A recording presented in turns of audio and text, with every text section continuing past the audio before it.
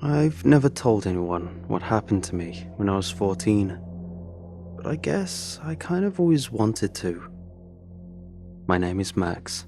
I'm 25 now, so this is a bit of ancient history, I suppose. My grandfather passed away when I was 14, and my mother was his only child. He was divorced from my grandma and had never remarried or anything, so all the stuff you have to do when someone dies fell to my mom. He lived a few states away, so one weekend we went out to his house so Mom could go through everything and see if there was anything she or I wanted to keep before the estate sale. His house was pretty cool, really. He had acres of land, and there was a pond, and he had an in-ground pool, and the house wasn't like a mansion or anything, but it was way more than one old guy needed. Grandpa Ray had grown up super poor. His father was an alcoholic who couldn't hold a job and was abusive to his kids. Grandpa had a brother and sister, both of whom passed before he did. Grandpa vowed to never be like his father, so he stayed away from alcohol, and he worked really hard, getting a doctorate and becoming a college professor and building a really nice life. Oh my gosh, I tend to ramble. Let me get to Lemonbelly. So, we drive to his house one Friday and get there late, so we just crash. Saturday morning, we start going through the house, both of us picking things to keep. I find the attic and head up. It was a total jackpot. First of all, there's a box full of Playboys from like the 70s and 80s. I spent a fair amount of the early morning flipping through some of those. There were some really cool clothes, some old toys, just kind of neat stuff. And then, I come across the chest, pushed back into the corner and covered with an old blanket. It's locked, but after searching some more, I find a key hanging on a rusty nail on the other side of the attic. It opens the chest. There's a little bit of disappointment at first. The chest was mostly filled with old newspapers and some manila envelopes with stuff like the house deeds and my mum's birth certificate and all that. But at the bottom of the box, tucked into the corner, was a small velvet bag. I took it and untied a stiff bit of string from around the opening. I tilted the bag out, and Lemonbelly fell into my hand. Okay, so I know right now, none of you know who Lemonbelly is, but I'm going to tell this story the right way. I didn't know who he was at the time either. Inside the bag had been a bottle, maybe half the size of one of those old glass Coke bottles. It was glass too, stopped with a cork that looked as though it might crumble into dust as soon as it was touched. Inside the bottle was a dark amber liquid, too dense to see through. I turned the bottle in my hand and felt it shift. There was something floating within the dark liquid. I turned the bottle another way, and there was a tiny thump as a yellow ball slid through the liquid and came to rest against the glass. I thought it was a ball at first. I could only really make out half the ball. The liquid inside the bottle was so dark. There was another bit of string wrapped around the neck of the bottle, and a small tag attached to it. On one side of the tag, what I assumed at the time was Latin, and I was correct, was Nulla Domus Hic. On the other side of the tag was English. Lemonbelly, it said in blocky red letters, written in a shaky hand, and underneath, never open. Obviously, my teenage curiosity had my fingers on that cork in a heartbeat. I would have pulled it open right then, and who knows how this story would have gone. But I heard my mother calling me.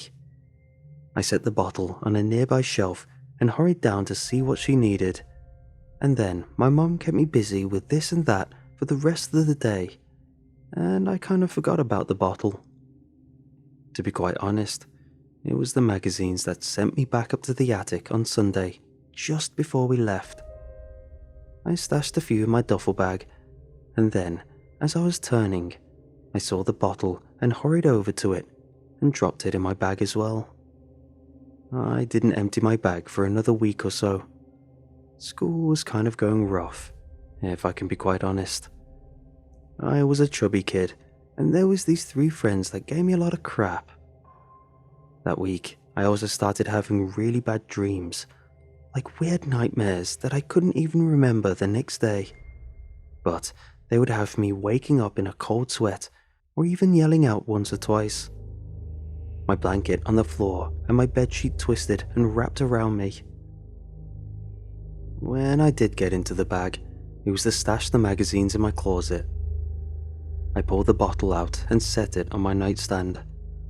I would have maybe opened it again, but I remember wondering what exactly that gross-looking liquid was and what the yellow ball could be, and I started to worry it would poison me or something. Maybe it would just be cooler to hang on to it and keep it on my table or shelf. A month or so after I found the bottle, I had a dream that I did remember. It sticks with me now. I can recall every last bit of it as though it had just happened last night. I was standing in a strange room made of giant stones stacked upon one another. Behind me was an opening to what looked to be a desert. It was night, and I could hear the wind blowing. Before me, a raised dais with a throne of sorts. Sitting on the throne, a figure wearing a long cloak, the hood up to conceal his face. "Tell me, young one, what do you desire?" the cloaked figure asked me, his voice raspy and low. The bullying at school had only gotten worse. "Joey, James and Chris won't leave me alone. I want them to stop," I said in the dream, stepping forward. "You must free me then," the cloaked figure said. As he spoke, he stood, and the cloak fell away. The figure was much taller than the average man, at least 8 feet, and was completely nude. Its skin was a sickly pale yellow, except for its jutting belly, which darkened to a lemony color. Its face was hideous, folds of fat that jiggled as it grinned, its teeth sharp and its eyes small and black. It held a hand out to me, its fingers long and ending in curved nails that looked as though they could cut through flesh as easily as a knife through butter. "Free me." "Yes," I said in the dream. I bowed low, and then I woke. I was standing in my room, holding something in my hand. I looked down, my eyes taking a moment to adjust to the dark. I held the bottle in my hand and felt a shock of fear roll through my system. I was looking at that yellow ball and realized it wasn't a ball at all. It was a belly, great and distended and yellow. Beyond the belly, no doubt, the rest of Lemonbelly, the liquid too dark to reveal him. "Lemonbelly," I remember saying out loud. I had 2 fingers on the cork. I pulled. I expected something, but nothing happened. I let the cork fall to the ground. I held the bottle up. I could not feel the movement of an object inside the way I once had. I shook it a bit, but it wouldn't appear. Lemonbelly was gone. Somehow, I fell back asleep that night. I dreamed again. I was standing now in a stranger's living room. The front door behind me opened slowly, and I turned. Lemonbelly was there, one hand on the knob, ducking to get his ugly head under the doorframe. "You should see this," he said, looking right at me. A cold chill spread in my chest as I was overcome with fear. Was this a dream? It had to be. The whole damn thing had to be a dream, I thought at the time. Lemonbelly stepped past me in that dream, and I pressed myself back against the wall in an effort to give him as much berth as I could. "Come," he said over his shoulder, and in the dream, I was helpless to do anything other than follow. Lemonbelly moved so strangely, his movements jerky and unwieldy. He went up the stairs and I still followed. It was like he knew exactly where he was going. He moved down the upstairs hall to a door that was closed to the crack. Unease and dread washed over me as the yellow monster pushed the door open and stepped inside. In my dream, I was willing myself not to follow, but my feet paid no attention to my brain, and into the room I went. It was Joey's room, the leader of the 3 boys who bullied me. I saw him asleep in his bed. He was tall and athletic, and his 2 stooges did whatever he told them to. He'd been picking on me for years. I was torn watching Lemonbelly move to his bedside. I didn't know what the creature was going to do, but I knew it wasn't going to be good. At the same time, I kind of wanted it. I wanted Joey to be punished. I wanted him to be hurt. Lemonbelly looked back at me, his pinprick eyes glowing in the soft light of the silver moon. Then he turned to Joey and opened his mouth. His jaw fell almost to his chest and then kept going. It dropped and dropped and dropped. And soon his mouth was a massive black maw ringed in sharp teeth. "No!" I cried out in the dream. But Lemonbelly did not stop. He reached for Joey, grabbed the boy with frightening speed, and was shoving him into his mouth before I had a chance to wake up fully. I could hear him scream as Lemonbelly's lips came together, his mouth normal again. He was screaming from that gorged yellow stomach, screaming for help. I woke with a start. It was dark still, and when I looked at my phone, it was 4 in the morning. I slept no more that night. The next morning, Joey wasn't at school. That afternoon, our grade was called into the gym. We sat on the bleachers, and our principal told us that Joey was missing. He asked anyone for any information they might have. I kept my hand down. When I got home, I checked the bottle. Lemonbelly was still missing. I went to the bathroom, intending to pour the liquid down the drain, but something stopped me. I don't know why, but I just couldn't go through with my plan. I corked the bottle back up. That night, I had another dream. I watched Lemonbelly enter James's house and eat him as well. I was powerless to stop him. I didn't even try. I was worried he would eat me if I did. The next day, I feigned being sick so I could stay home from school. Around noon, one of my friends texted me to tell me they had another assembly, and this time it was James going missing.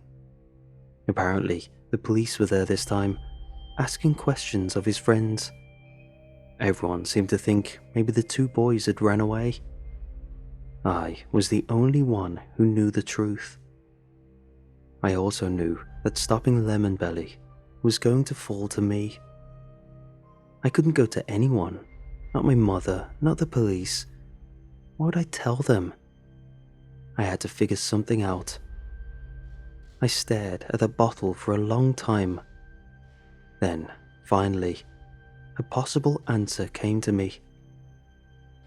I looked at the tag and translated the Latin. It came out roughly to, "There is no home here." I had an idea, a wild one, but I had to try. That night, I snuck out of my home. I climbed out of my window, thankful that my room was on the ground floor.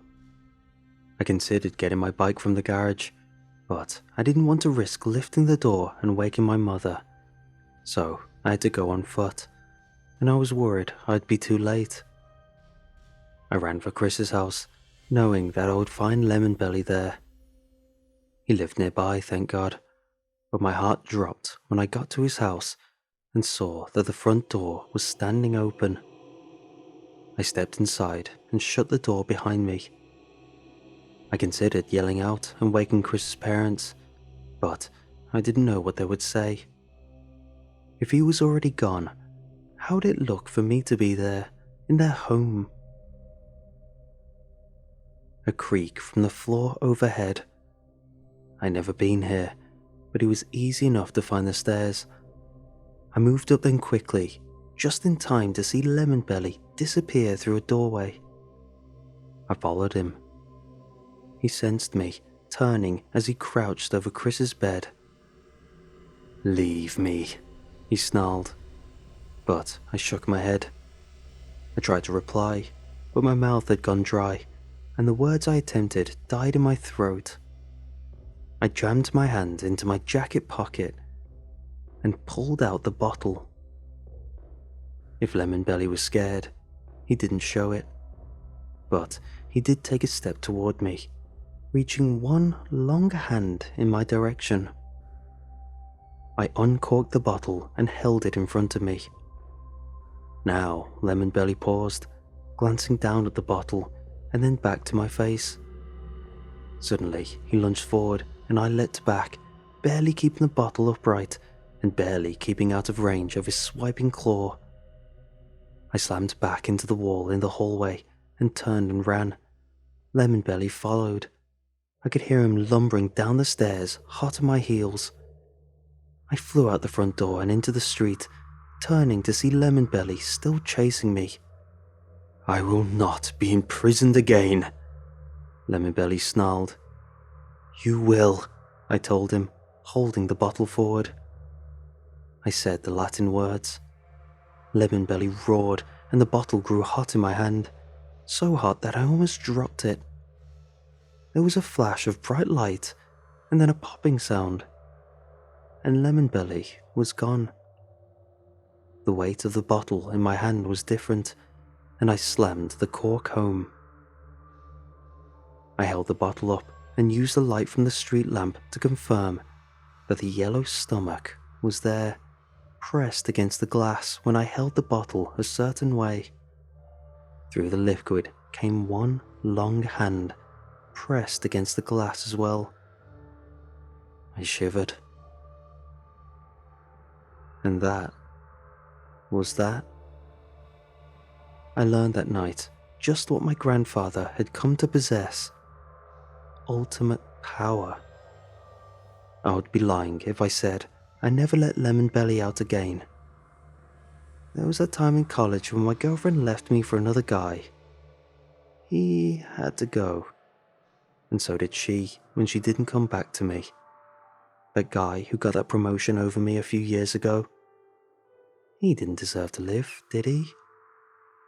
It's easy letting Lemonbelly free and then going and collecting him. He almost doesn't even fight me anymore. He never turns on me, never comes for me until I come for him. Maybe he's not allowed. I sense some sort of weird rules are at play here. Now that I think about it, he's never tried to hurt me. He always seems to be going for the bottle. All I know is it's nice to be the one in power.